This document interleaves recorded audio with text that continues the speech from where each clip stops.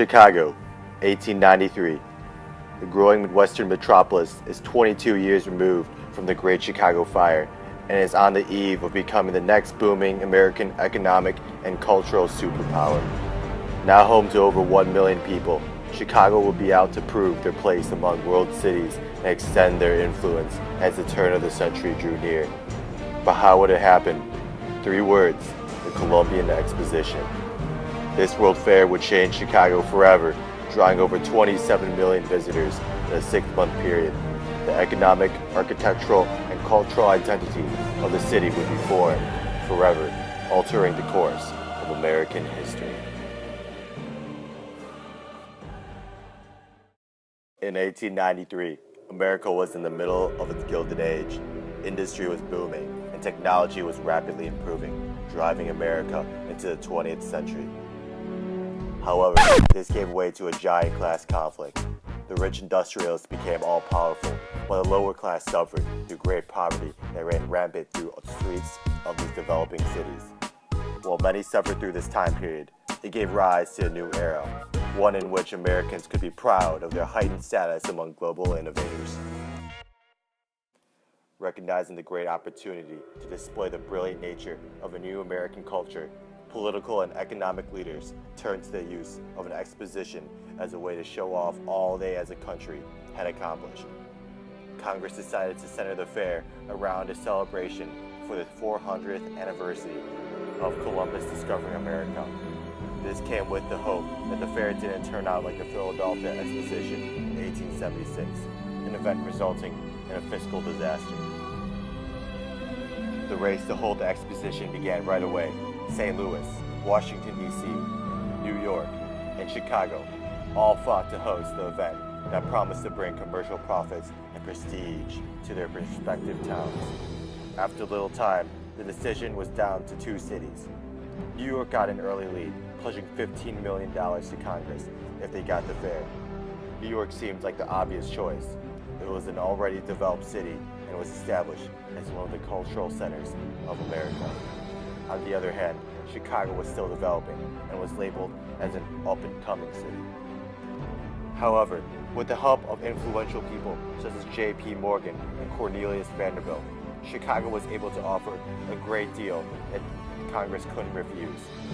It was the $5 million worth of stock and a substantial amount of money that won Chicago the greatest fair the world has ever seen. It would be by the hands of one man that the design of the World Fair would come to fruition. Exposition Director Daniel Burnham was given the assignment of transforming the then desolate Jackson Park into the greatest festival the world had ever seen. He chose to make architecture and sculptures the highlight of this fair. To do this, he had to hire the best artistic minds of his era, one of which was Frederick Law Olmsted, who undertook the responsibility of designing the fair's main grounds, palatial exhibition, and much, much more. Olmsted. He was a visionary, often known as the father of American landscape architecture. He set a goal to make his best project yet. His fierceness and uniqueness allowed him to see architecture differently, which is exactly what Chicago needed in order to make it a landmark for the rest of the world to look up to. In many ways, Olmsted mentally mimicked the attitudes of Americans during the Gilded Age. Olmsted and Burnham built 630 acres of land with a variety of different buildings, sculptures, and activities. Most of the buildings were designed in the neoclassical style and were white, which is why, when the fair was finished, the area at the Court of Honor was called the White City.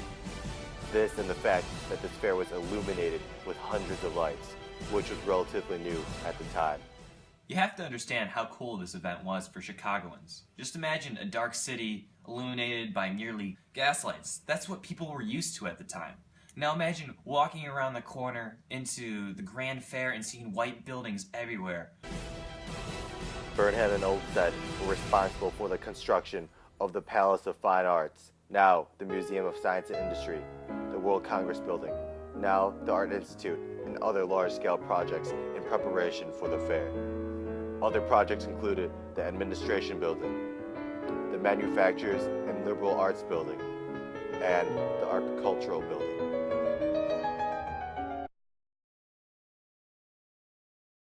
Your city has a world remember you.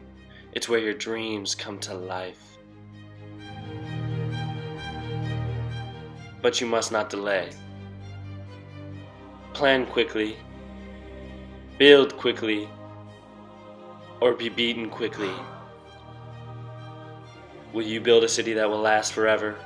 Will you be my hero? Game of Steel. While Burnham was developing his blueprints for the exposition grounds and buildings, Davis and his team of directors tackled the equally monumental task of giving form to the millions of exhibits that would go on display. The Midway Plaisance was finished. It was a mile-long avenue that ran at the right angle of the White City and blended education with amusement. As if the task of creating one of the greatest spectacles in history isn't hard enough. Burnham and Olmsted were pushed on harsh time restraints. On top of that, they faced the arduous task of building everything on top of rough, marshy land, something that is not very easy to do.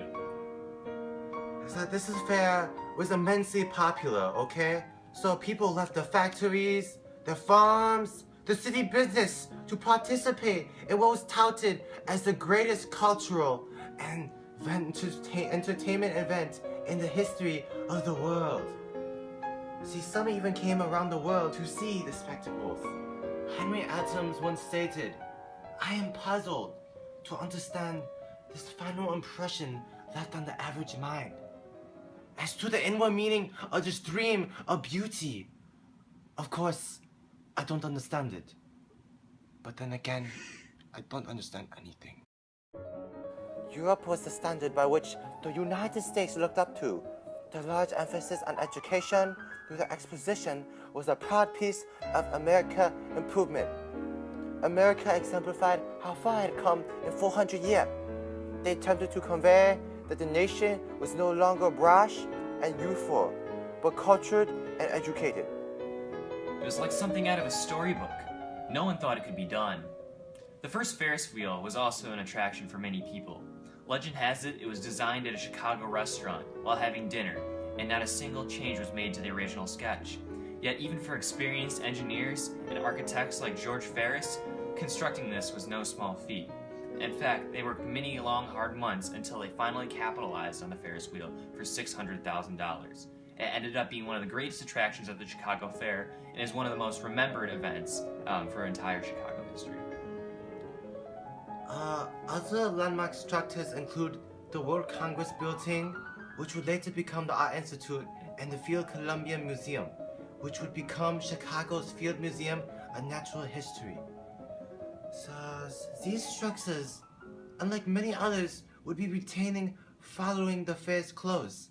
Many structures, in fact, were purposefully burned to ground after fair.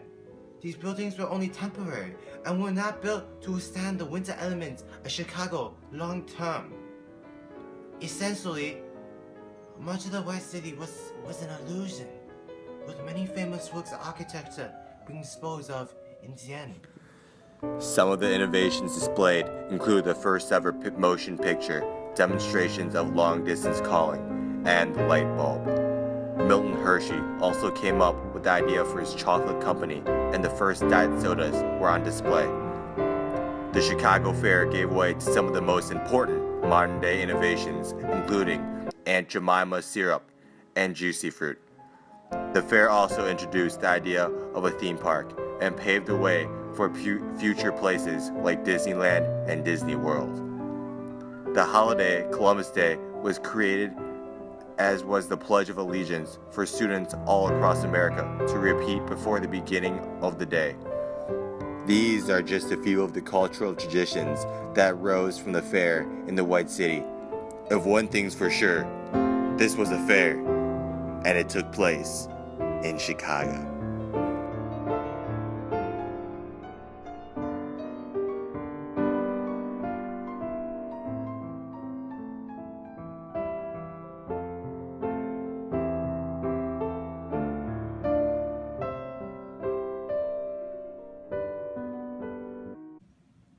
Michael, dinner! Oh, got to go!